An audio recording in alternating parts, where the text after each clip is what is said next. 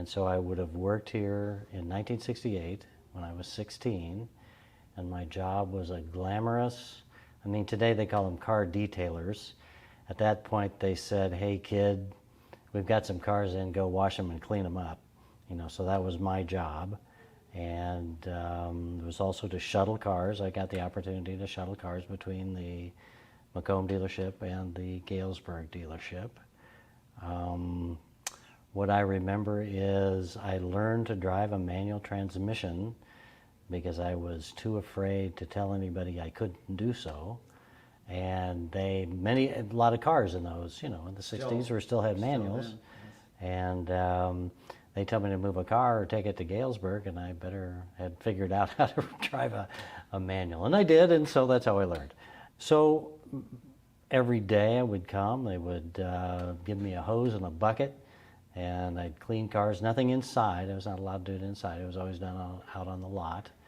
And I remember the little building in the parking lot that housed the keys and a desk for the salesman. The only salesman I can remember is Sterling Woods. I remember that. And Sterling, I think, was a young man at that time, because he worked here for a long time after that. The folks involved, I mean, I'll never forget Virginia McCarthy. Virginia, I used to mow their yard prior to being old enough to work here, and kept a relationship with her until her death, which was 2 years ago, 3 years ago, maybe.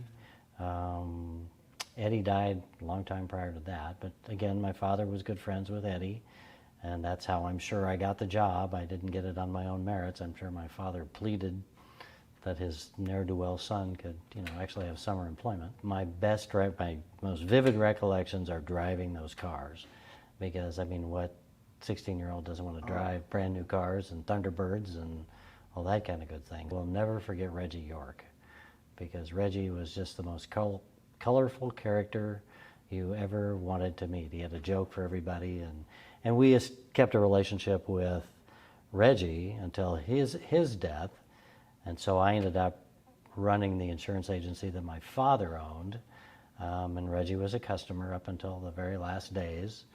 And Reg he'd come in clacking his false teeth and stopping at each one of the ladies' desks to tell them a dirty joke. and then we would transact business. And he was also, of course, Virginia McCarthy's father. My father, he loved Buicks, and so he owned Buicks until he wrote the account here. And then we started owning Fords, and I remember owning a 1960 Ford. And the crowning glory of my father's car purchasing career was a 1962 Ford Galaxy 500 XL with a 400 cubic inch motor. And there was, you know, that's the car I learned to drive in. And it went fast, and so we enjoyed driving that car. But we were just, you know, Mom was a stay-at-home mom, and 4 kids in 1 car. That's a lot of families worked it out that way, I guess. And you would go on vacations in this car?